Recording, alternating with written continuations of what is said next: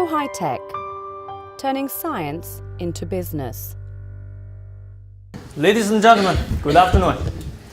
Today I'm going to give a brief introduction to our high-energy oxygen battery, our energy storage system.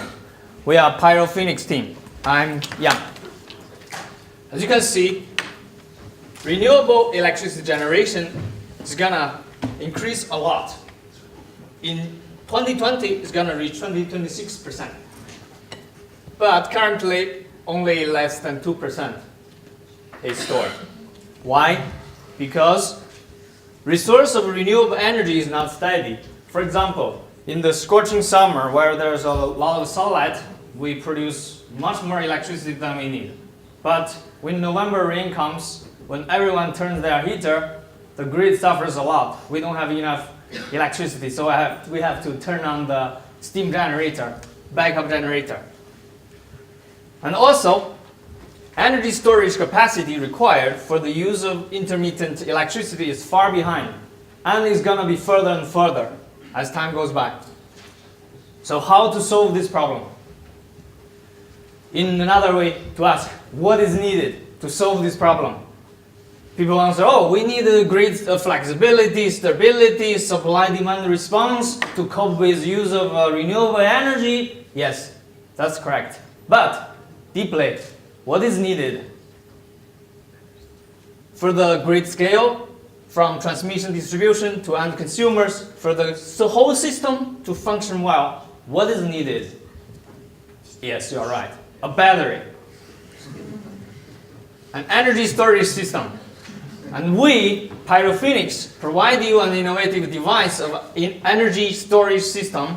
Out of the 7 main advantages, I want to point it out. First, we have high energy density, which means we can save a lot of electricity. Second, it's completely safe. And it has high lifetime, 20 years.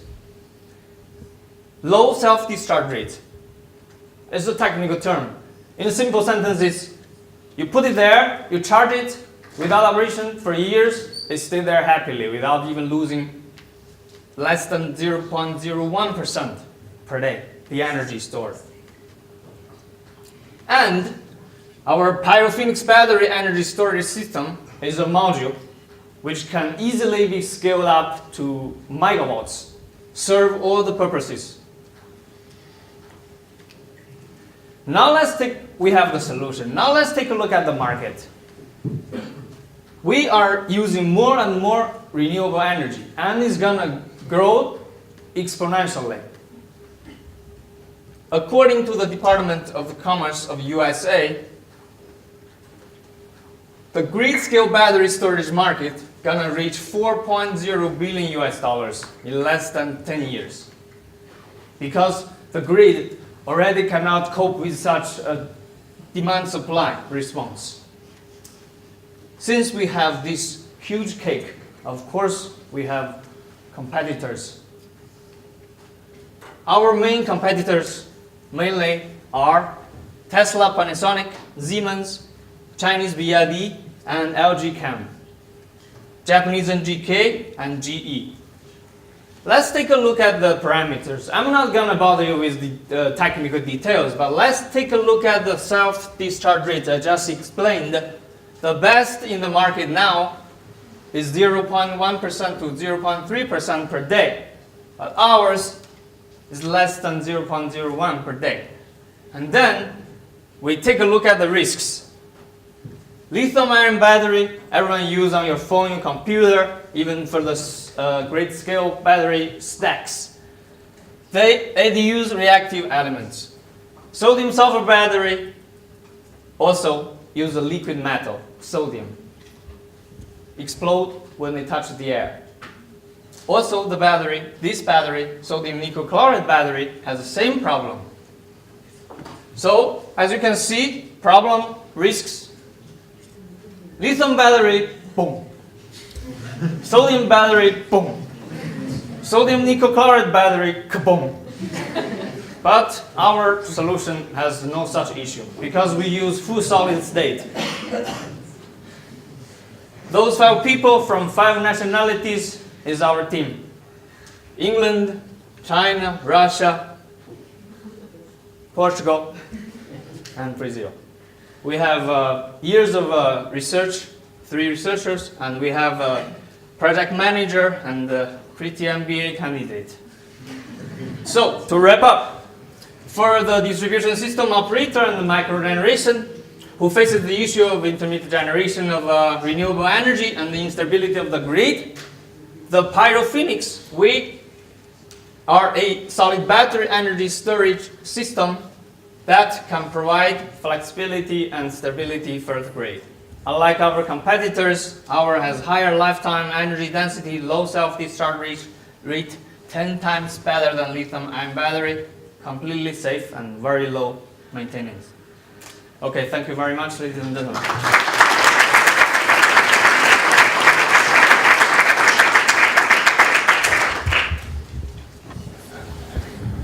Thank you for the very enthusiastic presentation.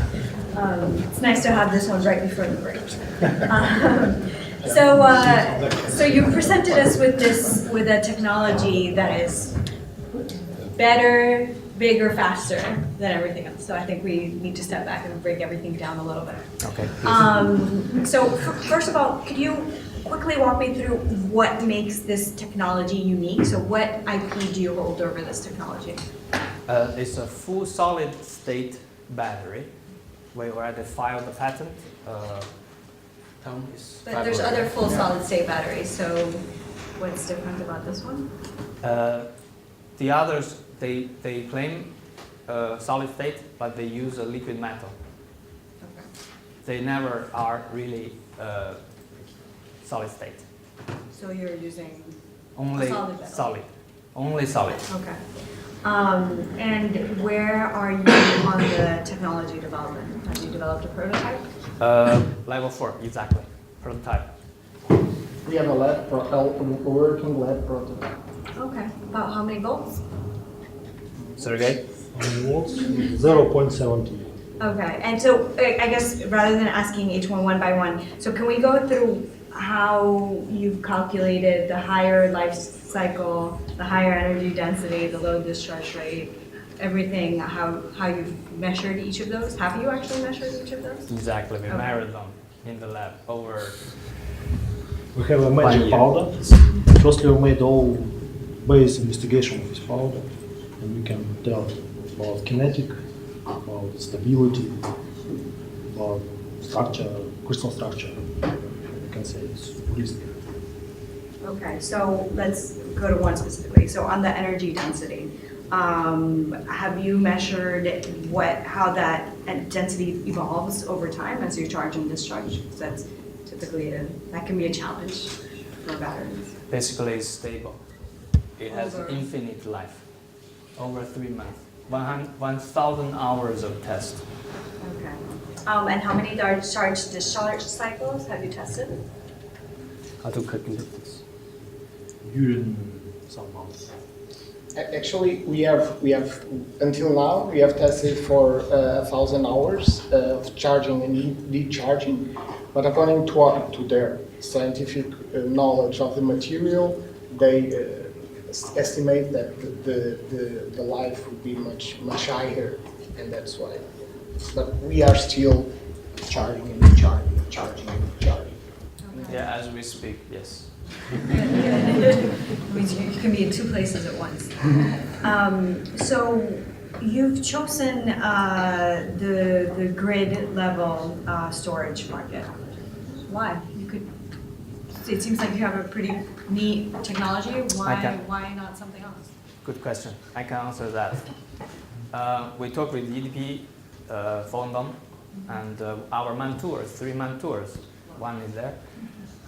We had a lot of discussion. We cut down batteries for EV, which is a huge market because it's hot. Our main issue is 350. So no one wants to put it in their garage, second.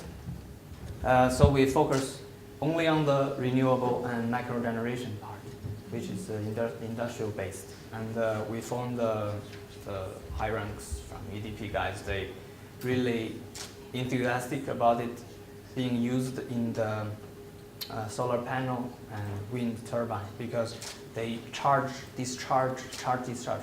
For lithium battery, it's very bad. You can only use that maybe 1 year or 2. They claim 10 years Yeah. based on how you use it. Basically, you abuse the lithium battery there.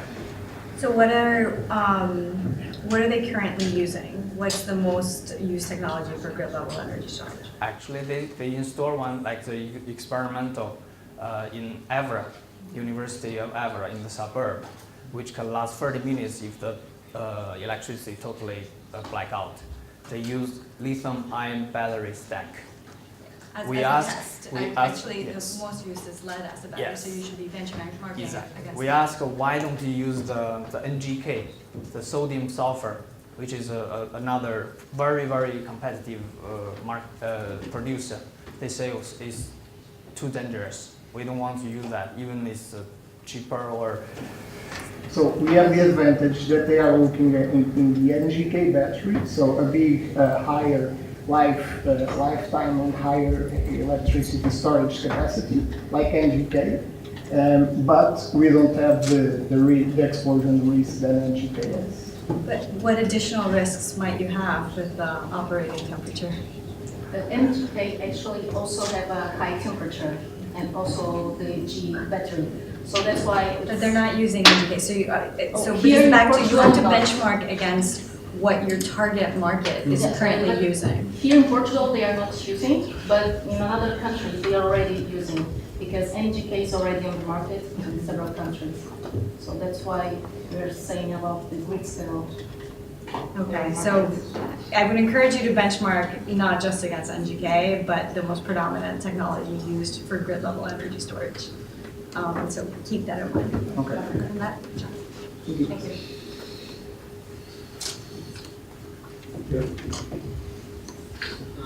Hi. My first comment is that for a battery that doesn't go boom, your name is not well chosen. Other than that, could you just elaborate on the grid thing? I'm not sure if I fully understood what you mean for grid battery. As you can see, we use more and more renewable energy from solar panel, from the generation, the source part. And for that, you need a storage system. You can use the electricity while there is no sunlight or wind. You need that like a tank. Currently, they are using a lot of hydropower to solve this problem. So we need to provide the solution for them. But as far as I understand, but you can correct me if I'm wrong, there's no current solution for that. So why are you comparing that with those types of batteries?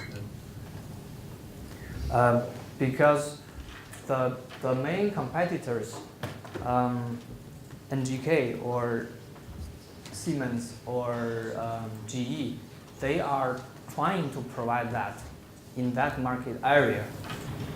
For instance, in Evora, as Jan was saying, in Evora has a pilot testing with a battery for a grid scale battery from Siemens. But they are just in the testing phase. Yeah. And they are going to have 3 more projects in the coming year, EDP, in whole Portugal. Because Grid scale battery.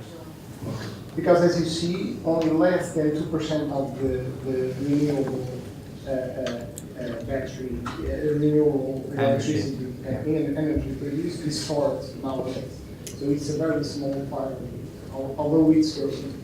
Just clarifying a little bit, because nowadays what we have about renewables, we have the hydropower, so that's easier to store. 99% of all energy that's stored nowadays is from hydro. But then we have the wind and the solar power. And that one we don't control because sometimes we have several weeks without any wind or any solar energy. So, and we still need the electricity at homes, at industries. So that's why having a flexibility and stability on the grid, because if we have a way to store store the energy when they are being produced, then when we need, we will have there and we will. No, so that's very clear for me. I just wanted to make it clear on my head if this was already working with other solutions, and I don't think it is industrial. Maybe in pilot situations, yes. So you're really quite new to it's a quite new field, even for your competitors that you showed there, that might be an advantage for you as well. And do you know of any other research groups that are working, because there's so many people working on batteries right now across the world, but in the lines that you are currently working, are there any other research groups? We are unique. On this particular material that we are using for that, there's not many people in the. But going there specifically, what's different about your battery when you compare? This is gonna be a little bit tricky, but we use only air, the oxygen in the air, saving the electricity.